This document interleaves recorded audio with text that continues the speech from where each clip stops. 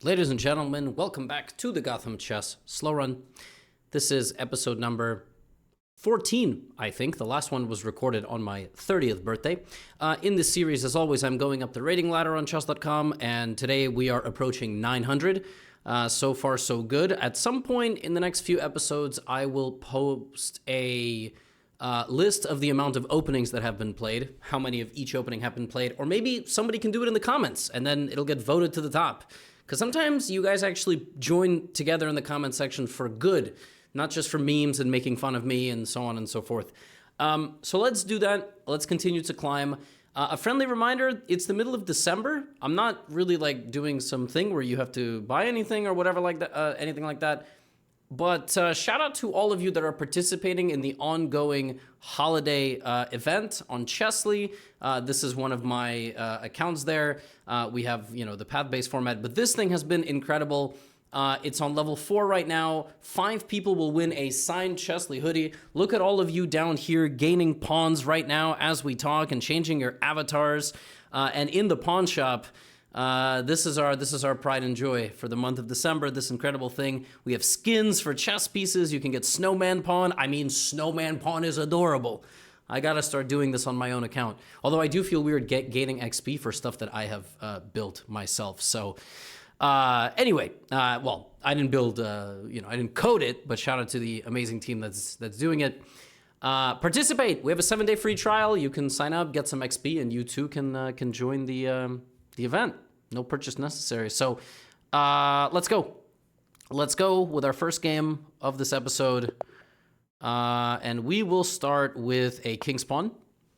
Start with a king's pawn. It says 850 up there, 875. We're somewhere in there, E4, D5. Okay, a Scandinavian defense. Several of these, yeah. A lot of people playing my favorite Scandinavian. Let's go knight to C3. And will my opponent play the real Scandi? Because so far we've gotten a lot of these. Okay, we get the all the way back Scandinavian. This one has happened a few times. Knight, center pawn, however you want to do this. I don't particularly mind. A pawn in the center can't be bad. Next come the knight, the bishop, and the bishop.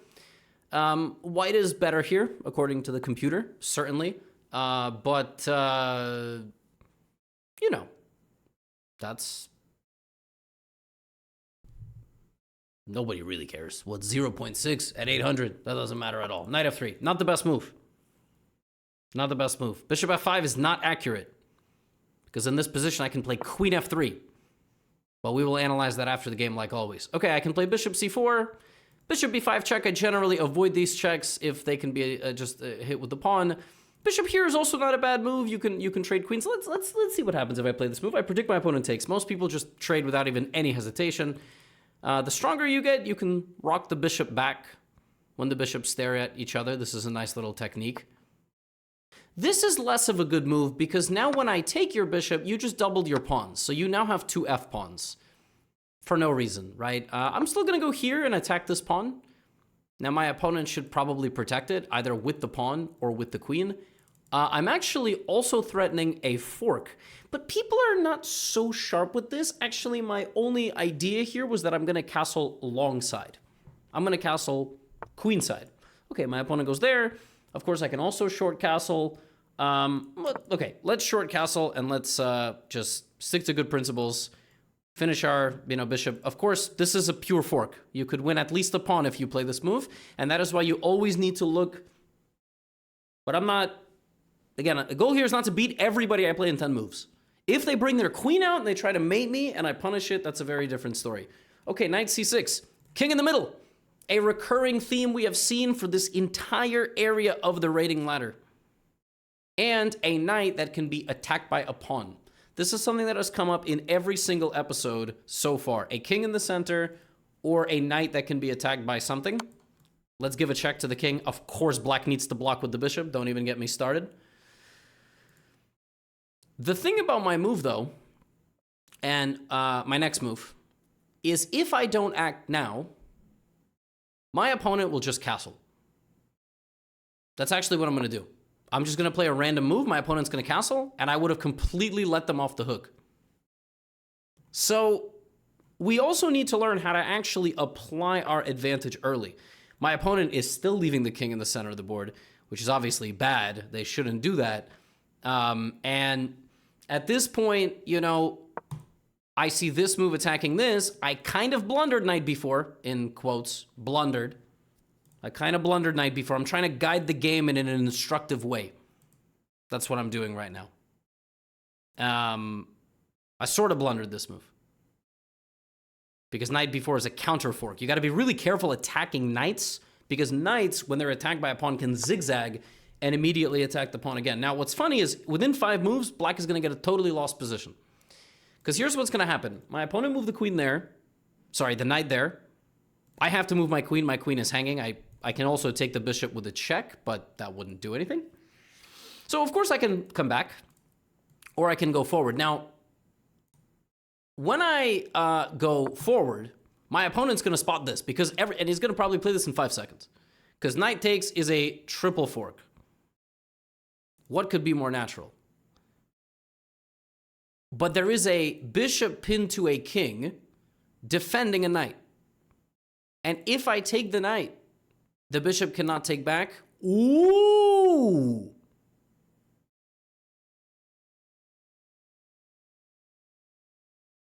Wow. Wow, that's really, really impressive. that is serious business. Wow, very well spotted. I mean, sometimes you just got to give credit where it's due. There is nothing else I can say. Now I see that this is under attack, right? So maybe I look for a move like rook to e2. Wow. I do have a very cool tactic here, though, which is I can maybe take this bishop. It sometimes hurts me to see all of these cool tactics, but I'm kind of not allowed to play them because I'm trying to be instructive. But all right, it's been a while. It's been a while of the slow run. Let me get a slightly worse position. That's all right. Now my pawn on d5 is just under attack. It can be taken by this knight, and it is taken by that one. This is a very, very confident player. Knight takes knight. Okay. Now queen takes, blunders a bishop. Okay, so my opponent plays like this. Now I see that my bishop is targeted. I don't see anything wrong with the move bishop to h6, which is a very nice little move. Not only does it attack the rook, it also threatens mate. The only move that black has is bishop to f6. So you have to ignore this for now and use your piece coordination to counterattack my queen. And they spot it again. Goodness me. All right. We have to drop the queen back. Let's drop the queen back and hope that the opponent moves the rook, and after takes, blunders the knight.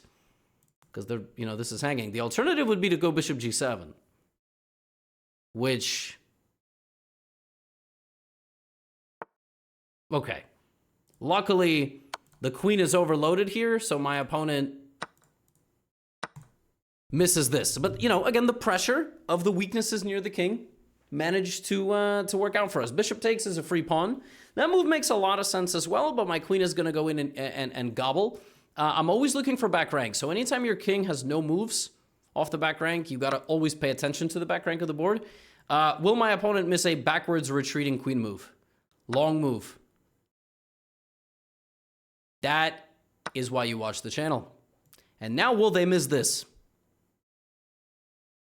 Very long move. Could happen.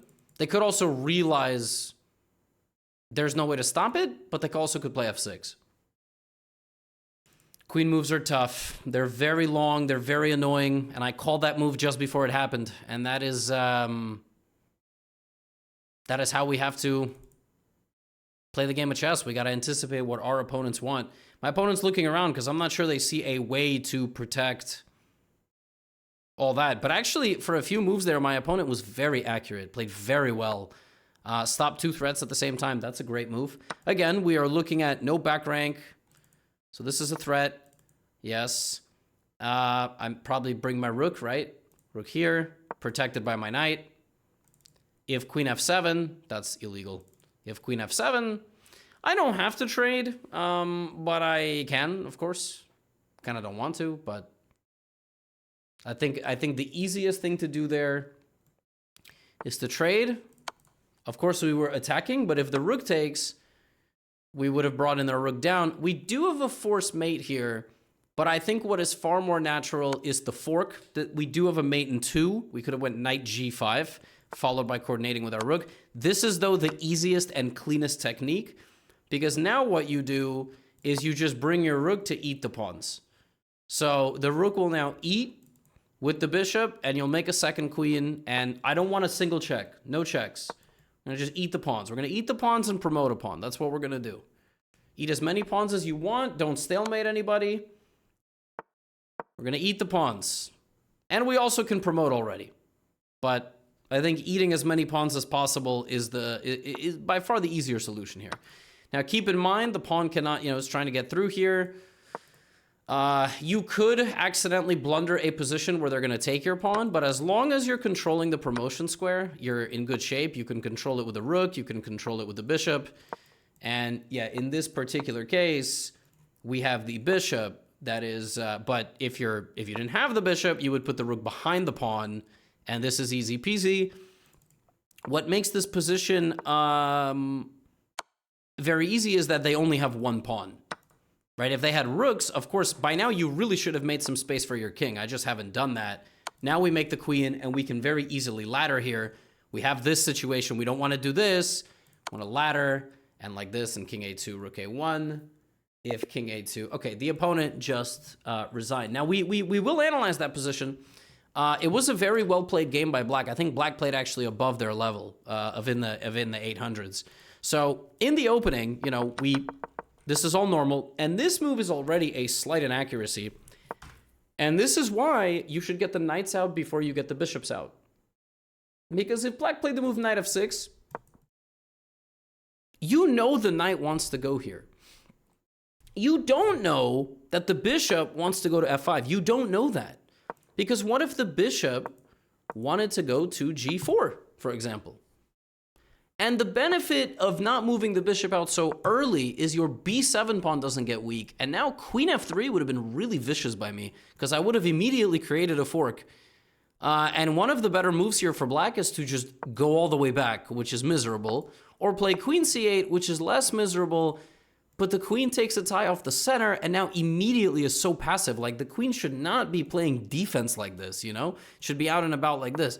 Now, okay, I just played normal, knight f6, bishop d3, e6, not a great move. Here you either want to commit to taking, or this pin, or when the bishops face each other, you can rock back. That's a very common intermediate technique, where if you get taken, then you improve your pawns, and you make a strong cluster. I wouldn't necessarily say improve, but you open up your rook to counterattack the opponent.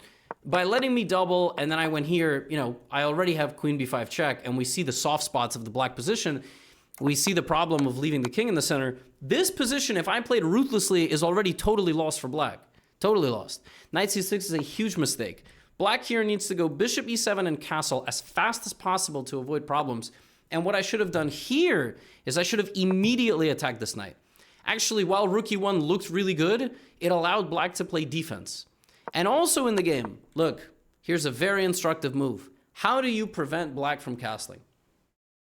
This is a very advanced little concept. How do you prevent, it looks like Black is just going to castle. There's nothing you can do. Bishop h6. This move is such a problem for Black. You just can't castle through check. It's not allowed. You've probably never even seen a technique like this. I don't want to insult your intelligence. Maybe you have. But when there is a pawn like this, leaving Swiss cheese near the king, normally the pawn's just on g7, right? It's not possible. Black's in a lot of trouble now. And by the way, I'm not just threatening, I'm also threatening this, which just wins, because you attack the rook and you attack the knight. And honestly, that's sort of what I went for in the game. Like, here, a lot of my advantage was gone after rook e2. You see it's back to like +1. But even here, because the bishop and the two knights are like this, what I was threatening is I was threatening knight takes, queen f6, which is completely crushing, as I threatened the rook, and you cannot take me at all. And I mean, I'm threatening to win everything. I would take this, and then this. So the problems all lie with the fact that, the development was slightly bad. My opponent allowed me to double the pawn structure. The bishop development was slightly off, right? And then I just, even though I lost the pawn, I was down a pawn. In this position, I'm worse. I deliberately went for a position where I'm not doing so great. The best move here would have been queen c5, but, You know, my opponent actually defended fantastically, like excellent. They should have just went bishop to g7. They should have used the bishop as a defender, and instead they made a tactical mistake of rook takes, queen takes knight. And then from there it was, you know, that was sort of it. But that was really well played by my opponent. I mean, I have to say. Now, I recently put out a B3 course on Chessly. I don't recommend this opening at this level. I don't.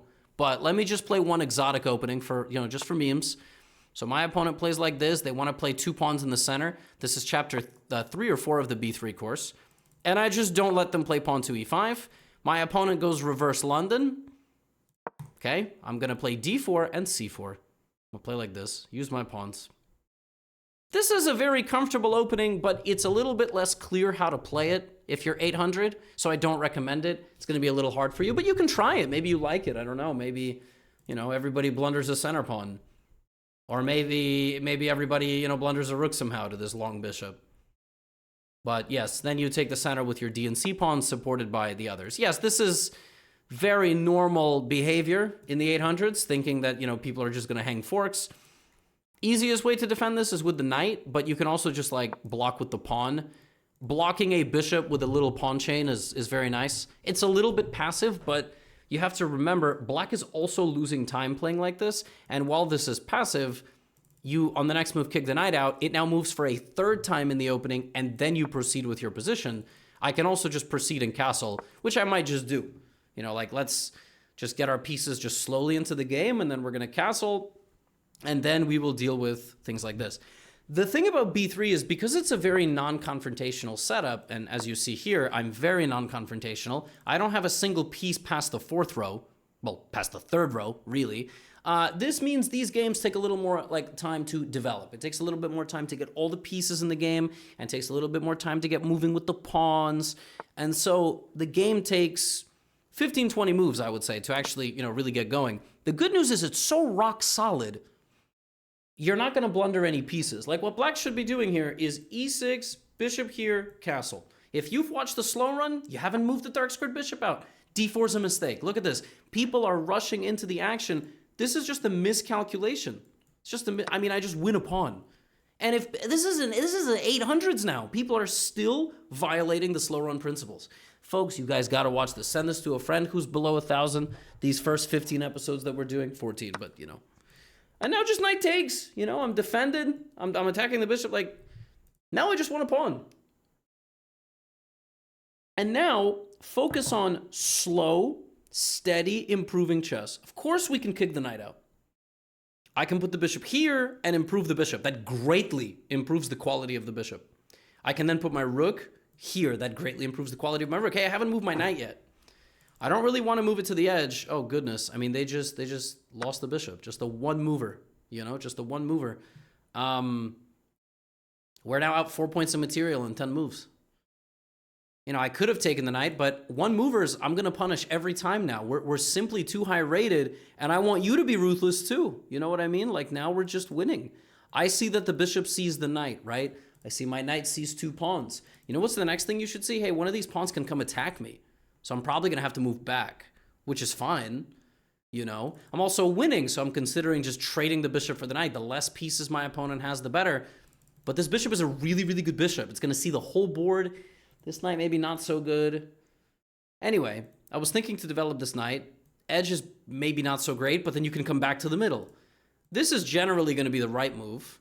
Blocking the bishop is not terrible, but I don't really want to. And so I'm thinking like here, here, here. Slow and steady improvement. I don't know what these moves are going to get me just yet, but it's move 10. And my opponent's not moving. Okay, and now I can drop my knight back. Obviously, I look forward, forward. Edge of the board is probably bad. Standing in front of my king, probably good. Pawn to g5. You know who this benefits? Me, of course. But more specifically, this bishop, because now there is less stability. But let's not make, you know, we haven't moved the knight yet, let's move the knight. I already said I want to go here. g4. So my opponent actually quite liked this idea. My opponent's like, okay, the position's not very good. I need to create some play. But I have queen and bishop, so let's just take this pawn. If takes, I can actually take the rook, and now, instead of taking the knight, I'm going to take the rook. Now the next move for my opponent better be this. It's got to be that. That's the only move I will accept in this position. Down 7 points You have to make that move if you want to get to 900, if you want to get to 1,000. It's the only move I'm going to accept. Why? Because you got to go for counterplay. No, you got to go for counterplay. You got to go for counterplay, and now you will lose a knight. Now it's a 10-point advantage for white. No, if you are my student digitally, because I don't teach any of you one-on-one, you have to think, if I got a couple moves in a row, how would I win the game? You got to think counterplay. You're losing by so many points. You have to think counterplay. My opponent gave me 3 pieces for free. A rook, that was not that free, but then they gave me the knight, and they gave me something else. Okay, I see this. Of course, we can move this way. We can give a check. We can go to the middle. We shouldn't blunder our queen. I almost did. I almost moused it. We'd also take a pawn with check, which I totally forgot about. Right? Now we are also looking at this together. So we're going to take another pawn. We're going to have a 12-point advantage in 17 moves. The first player I played fantastic chess, right? So bishop comes back now. But we see even at 800, like, players are still making a lot of one-move mistakes, and you're just not catching them. That is why you're not getting out of the 800s. I'm now threatening the knight, and more than the knight, if the queen moved, I'm threatening mate. So I'm going to take everything. I'm just going to take... I haven't done even anything crazy. I just took free pieces. I took a free pawn that was given to me. I counted it. I took a bishop. When my opponent went knight g4, I took the rook. That's the whole point of my opening, is the dark squared bishop. You know, like, I'm not doing anything too crazy, you know? If you're going to give me material, I'm going to take it. That's just how it works. The goal is, okay, so of course I can take. I mean, there's a free knight. I got to take the knight. And then I'm going to take the bishop next. And the best move here for white is not even to take, probably. It's probably to, like, apply more pressure with the knight, with the rook. Okay, let's just eat. Let's eat. Now, last game, I traded everything, and I showed you how to win that position. We didn't have to trade here. What I would do now is, again, I like to follow the rule of no checks. Don't give a check. Stop giving random checks. Go make a queen. Just go make a queen. Black has 3 pawns and a rook. Black ends up resigning. Okay, so look. Again, we're gonna take a quick look at this, because this one, actually, there was a lot less to analyze than the previous game. The last game, if you mimic me... Look, did I do anything special the first 4 moves? No, my opponent threatened to fork. Okay, I didn't, you know. Now, some of you here might be tempted to play knight to d4, because not only is knight d4 a move that defends, it also attacks the bishop. So here's the funny thing about teaching chess to beginners. Knight d4 is actually the top move of the computer. And I don't think it's the best move practically. Because here's the thing, the computer thinks this is a good move, because after the bishop moves, you attack the knight, and now the knight cannot retreat to that square because your knight covers that square, and when it does, it wants to go here, pinning and putting pressure, and after this, it wants to follow up with the move c4, ripping open the queen side, and after black defends, it wants to take, and use the c file for pressure.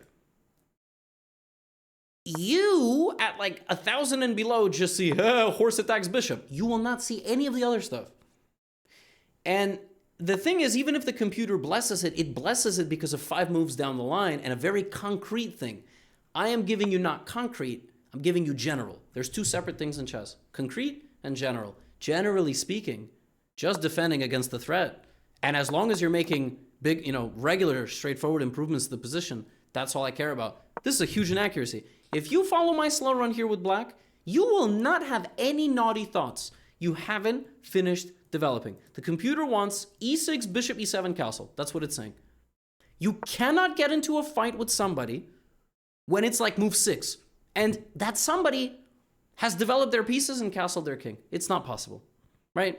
So after this, I mean, it was sort of it was a lot of mistakes. It was just a lot of one movers. And you will, I think this is the highest rated player I've played so far, so let's see what happens. If you just follow this protocol, life is going to be really nice for you. Let's start playing a Caro-Kann. We haven't played a lot of Caro-Kanns against e4. This is only an e4 opening. So d4, I play d5. Let's see what happens. I think he's going to take. Most people take. Knight c3 is, knight c3 is a good move, defending in the center. I'm going to take. And now there are a couple of ways to play in the Caro-Kann. Maybe my opponent's going to play the Alien Gambit. I actually don't know. One of the ways I like to play is just with my bishop. Simple. Knight c5. Okay. And after I was going to develop my bishop attacking the knight, I would have developed my pawn and my knight and my bishop. Hey, remember last time I told you develop the knight because you don't know where the bishop wants to move? Remember I said that? Now you're going to be like, what? But now different openings. But also, if I had developed my knight, then I would have been taken. And that is also possible. This is called the Tartakower variation. This is just called the classical variation. My bishop knows where it wants to move because it's attacking the knight. And then I would have moved my knight out. I would have moved my bishop and then, okay, my opponent goes knight c5. They're attacking this pawn. The best move here, according to the computer, is to give the pawn away. I'm like 900, b6, right? I just attacked the knight. Simple. Could I have defended it with my queen? Yeah, but like, come on, what can be easier than this? And so now when the knight moves, I'm going to keep developing, right? Yes, but guess what? This is a free pawn. Sometimes you have to see that. But if you're like 800, sometimes you're like, but you're going to autopilot, and now you're never even going to win the free pawn. But whatever, fine. We're gonna win this game later anyway, right? Knight e5, what does that attack? This, no. No, okay. Just develop. Castle next, Okay. Castle. Good principle chess. Haven't done anything crazy yet. And now is when people start making all their mistakes. Because now you're in a position, you say, what do you do? This is perhaps the most sophisticated position I have had in the slow run. Now what? What do you do now? Not easy, right? So many options. So we discard all the checks, we discard all that stuff. Say, okay, I want to play knight to d7. That's what I would like to do right now. Because after we trade the pieces, right, then I'm going to be happy. This is actually a mistake. It's a tactical mistake. My opponent didn't even spend 1.5 seconds on that move. Okay, I just took it, right? So these two trades that my opponent just did just greatly improved my position. But we're going to analyze that later. Right now, I'm like, okay. So I can play with my pieces or my pawn, right? I see this. Let's put a rook behind the pawn, right? Rook in the middle with my queen. That can't be bad. Could I have moved the other one? Yeah, honestly. Hey, guess what? It doesn't matter. Most decisions in chess that both look okay there's no clear winner, Like sometimes they're both fine. Hey, we're faced with the same situation. The previous game, 2 games ago. Remember I offered this trade and I tried to get the queen out and I said, what do? Rock back. Now my opponent's probably going to take this in 2 seconds. Because that's what they did last time. There you go. It took 4 seconds. Look, I improved my pawn structure. My king has a little breathing room. I have a lot of reinforcement now. Yes, this is doubled, but my opponent's trying to mate me, but it's not going to happen. Now, my queen and rook are targeting here, so let's use one of these pawns. Let's offer a trade of pawns in the center to try to free up our position a little bit. But so far, this is probably the best game that we've had. Like, really, this is difficult. I'm going to take the pawn. I could have kept the tension as well. They could take with the... Okay, so my opponent played a lot of good moves and now is going a little crazy. They're trying to checkmate me. They don't even realize it's not checkmate. So let's counterattack the knight. I don't want the knight there.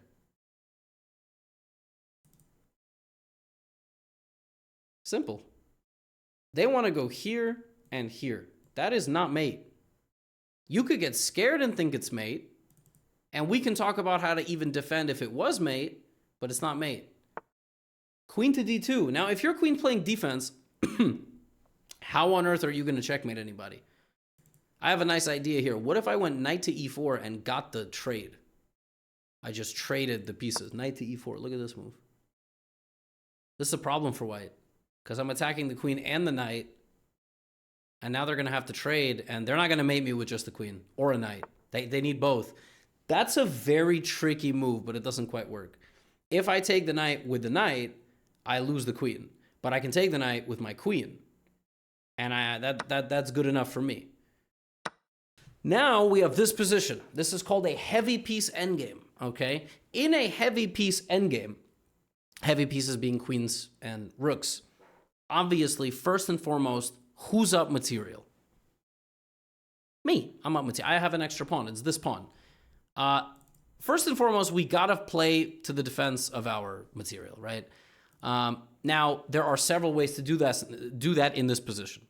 Number one is just to defend this pawn with a pawn. That's a very reasonable move. Another option is to move at one of our heavy pieces to a place where it would protect the pawn, but also maybe have a little bit more activity. Also here. Now, do we trade the queens here? Maybe? Maybe one of these moves? You know, the most important thing is to save yourself enough time. Games where you play really well, but spend all your time and don't win, they count too. Clock is part of the game, you know?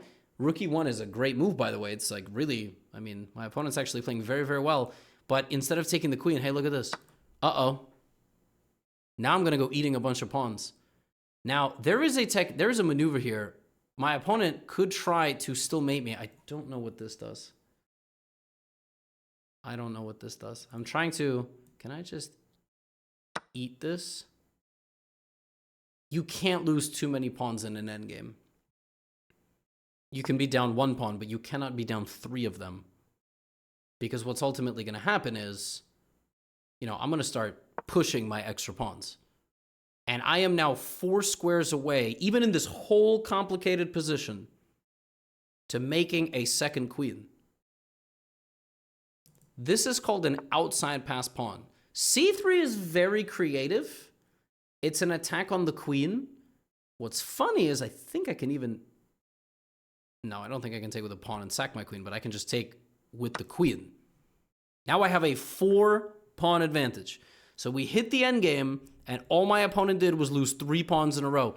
At this level, and at 1,000, 11, 1,200, people get into the endgame, and they don't know what to do. When the idea of checkmating is gone, people don't know what to do. And endgames are very important for improvement, but they're rare, and there's less of a theoretical application. There's no easy blueprint to play the endgame. You have to be patient and a little bit careful with how you manage the position. I see rook e4. I see that this pawn is under attack. I don't think I can protect it, but I am up so much material. Like, first of all, can't I just keep going with my plan? Let's just go forward with our plan. Like, I'm 3 squares away from queening now. I'm 2 squares away from making a new queen. I don't see how my opponent's going to stop it. Rook h4. Is there a mate? No? Where's the mate? The queen has no space. See, my opponent played for mate even in an endgame. That was the only thing that they were trying to do, but... Where's the mate? I'm not scared of a ghost. It's like, how's the queen getting over there? It's not, because of my very well reinforced king. The double G pawn is actually doing a very nice job controlling squares. And once the second queen appears, it's over, of course. Like, there's no, I'm going to win at least one of, your pieces. Okay, this I like. Now there's no queens on the board. And guess what we're doing now? Just pushing. Mistake. I allowed this rook back into the game. But now my opponent is losing. So it was not accurate for me to allow that rook to come back. This rook was walled out. And now I just win, right? Now I promote the second queen. We must use our material. We have to use all of it. Let's get the rook in. And let's hunt a checkmate or a simplification. This was a very good player. This was a very, very good player. We had one of the most equal positions we had after about 15, 20 moves. They didn't make a lot of mistakes. By the way, I'm just pushing another pawn. Nice way to simplify here. Queen e1 check. And just take. Although I think I can even... And the king is going to run out of space. The king is gonna run. I can also go queen d2 and queen d8 mate. What am I doing? I just allowed this. But it's still mate in a couple moves. Rook f6.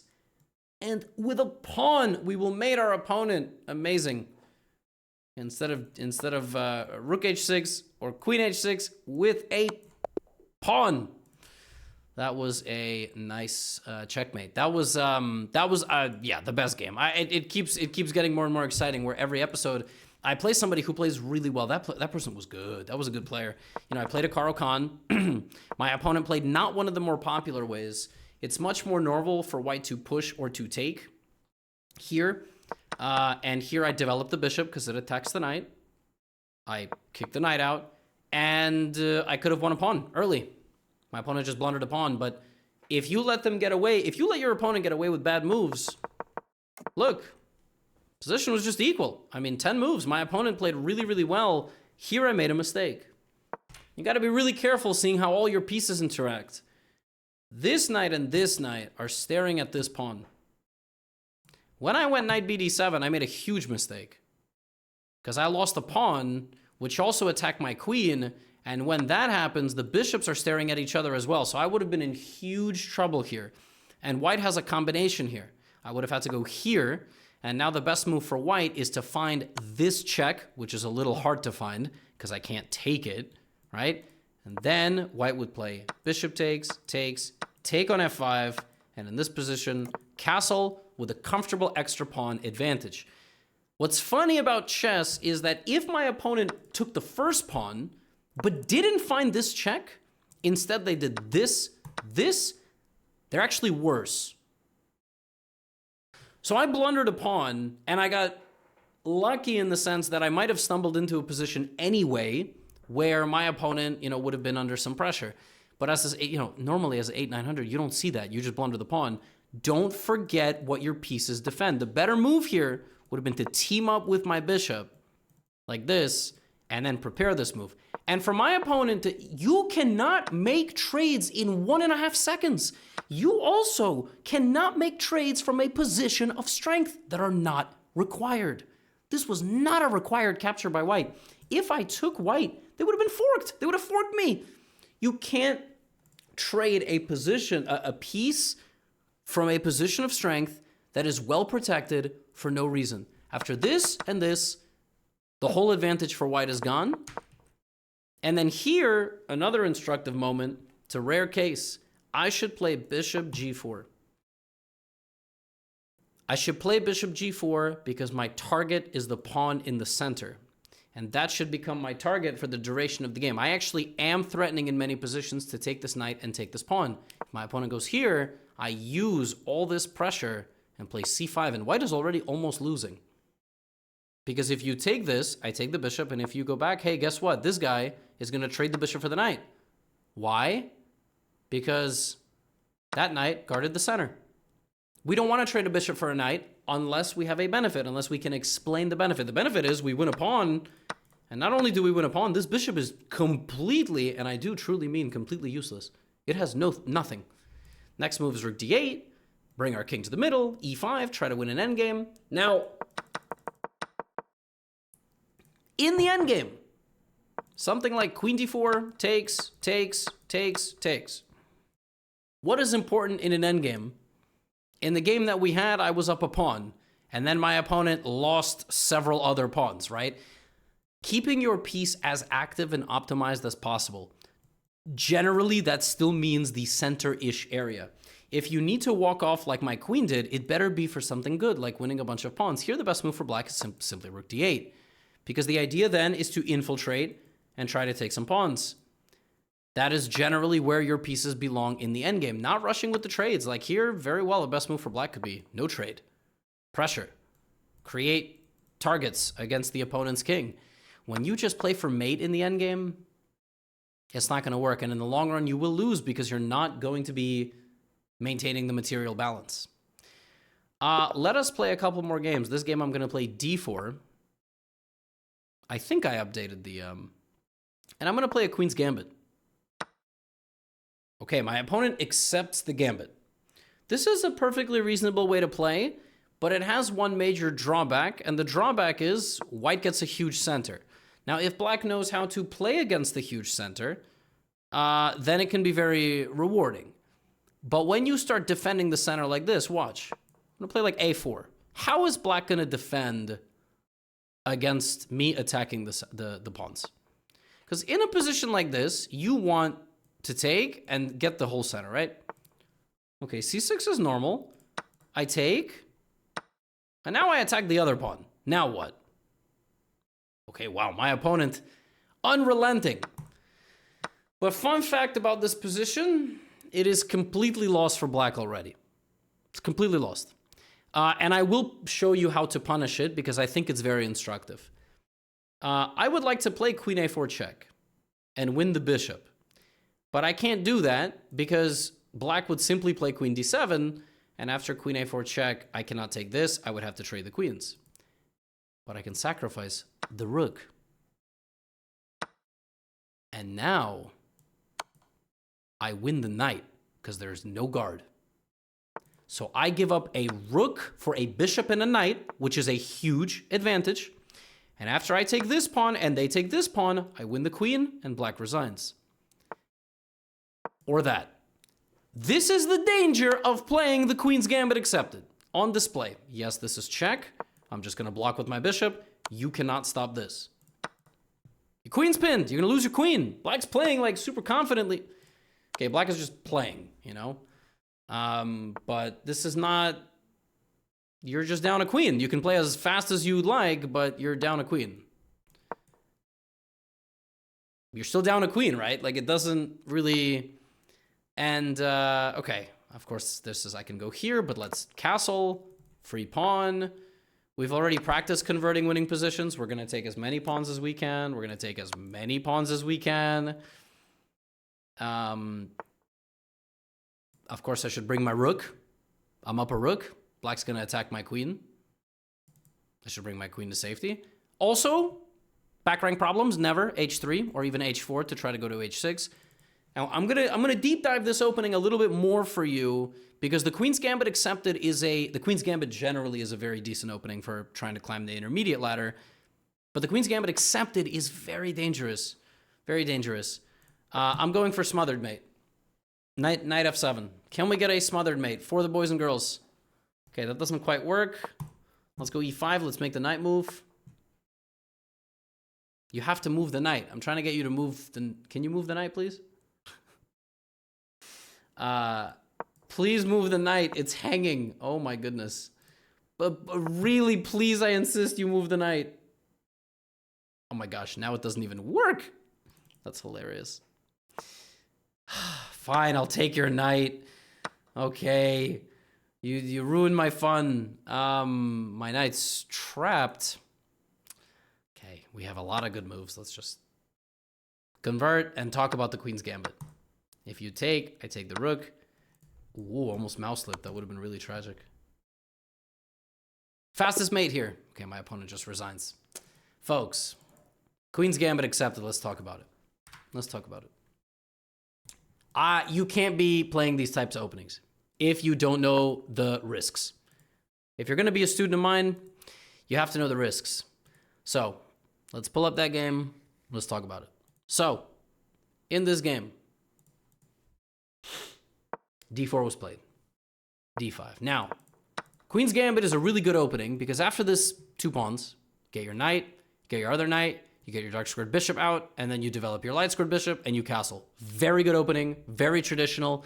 We've seen already the benefits of a c-pawn moving. The queen activates very quickly as well. Very powerful opening in the Queen's Gambit as well for intermediate and advanced is the Caro-Kann system, putting a very powerful bishop on the diagonal should the center ever open up. Spelled exactly as it sounds. Catalan.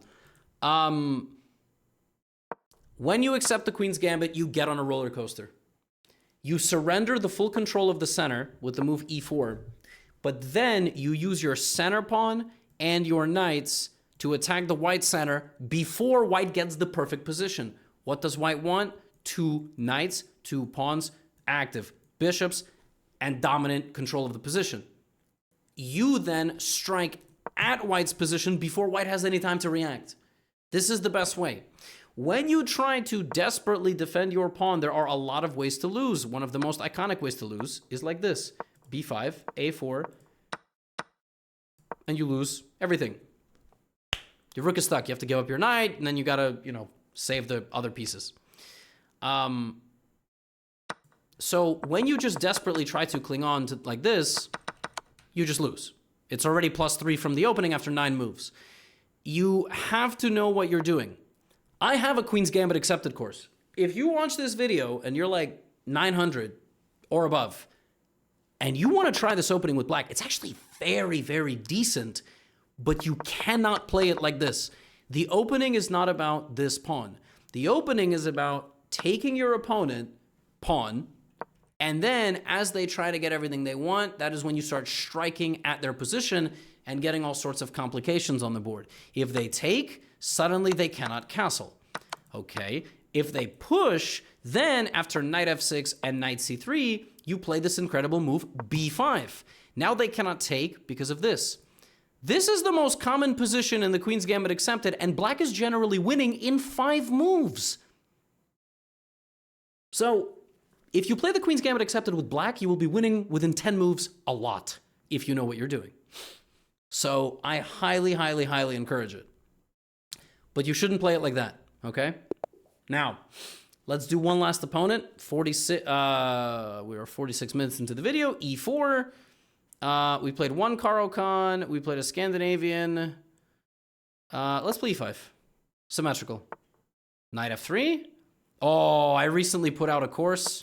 I really want to see if it works. I don't think it works at this level, but let's try. I think most people just play 4 knights. I think it's a course for intermediate. Okay, or people play like this, and they simply lose a pawn in the center of the board, which is not good. Because then on the next move, I go d5. It's called the Gotham Gambit. We named it the Gotham Gambit. I'm going to go d5 here, which attacks the bishop. And if bishop b3 is played, queen g5 is already lethal. Completely lethal. Hitting the knight and hitting the pawn. And just almost winning immediately. Oh, queen f3 is not completely terrible. I can't take the bishop because I get mated. I cannot go queen e7 because I lose my pawn, but this bishop is still hanging. Now, if I play knight to g5, I attack the queen. What if I just, like... do I have f6, by the way? f6 is kind of funny. I also like bishop e6. I mean... there's nothing wrong with developing a piece and not getting mated. But nobody's ever played queen f3 against me. Interesting move.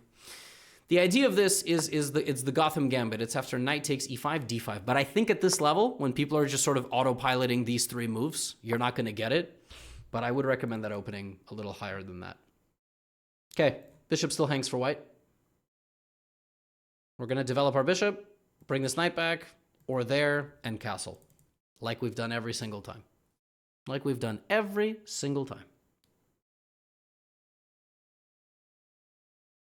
And we did not get mated. This was not a free bishop. I'm expecting a check, but I think at this level, people already know that if you can just block with a pawn, it's better not to waste your time. It's kind of interesting, right? We've sort of graduated from that level of people giving checks, just like for no reason. They still do this because mate is good, but just one check doesn't tickle their nervous system as much as it used to. My opponent is really, really deep in thought. And I think just from a practical standpoint, spending this much time here can't be good. Just move the bishop. I guess my opponent is thinking like, my bishop is there, but this is... So I don't know what they're thinking about. But honestly, this is just a very easy move. And you want to manage your time better as you get stronger as well. That's something that has not come up a lot, the clock, because everyone's still kind of making mistakes in the game itself. But, yeah, I mean, bishop b3 or... Okay, it's been played, but it took a minute and a half. Now, I just see an easy developing move, which attacks the knight. I mean, I don't, like... I spent 8 seconds on that move, you know what I mean? Like, could I have also brought my knight? Yeah, probably.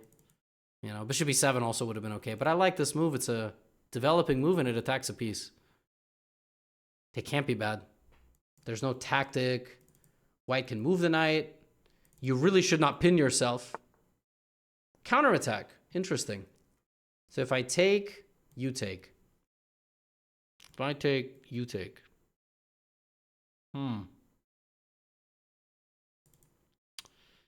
Okay. Pawn to d3 is certainly an interesting move. Now, what if I don't take you? What if I play knight to g5? And my idea of knight to g5 is that I would then be attacking your knight anyway. Pawn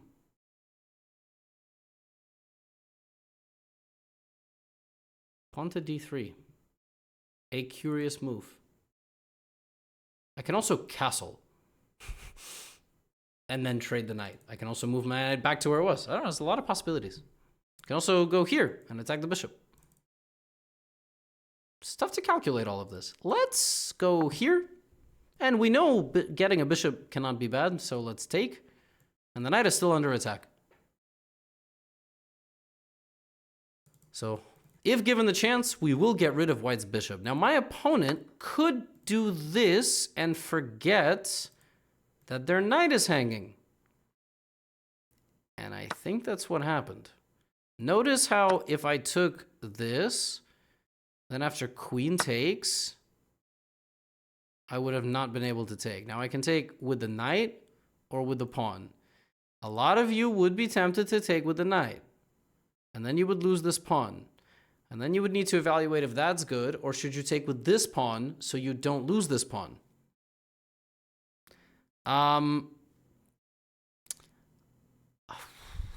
know the best move.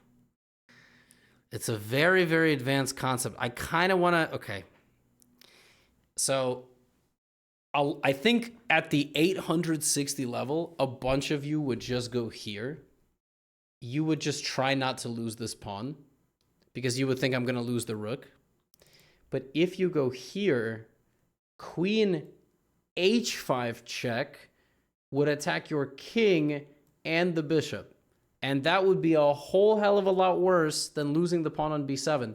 I don't think pawn takes e6 and then queen h5 is actually findable at this level for your opponent. But this is why you watch the slow run. That diagonal opened up, and there is a check there, which normally would have been useless, but it also would attack the bishop. You actually have to go here. And then when white goes here, you have to see that you can move the knight and not lose the rook. It's a case of you lose something either way. You react to bishop e6, f e6. I'm so smart, right? I'm never going to lose the pawn. But you actually make things a lot worse for yourself. And now you have to spot this, and black is winning. But part of that process involved losing a pawn.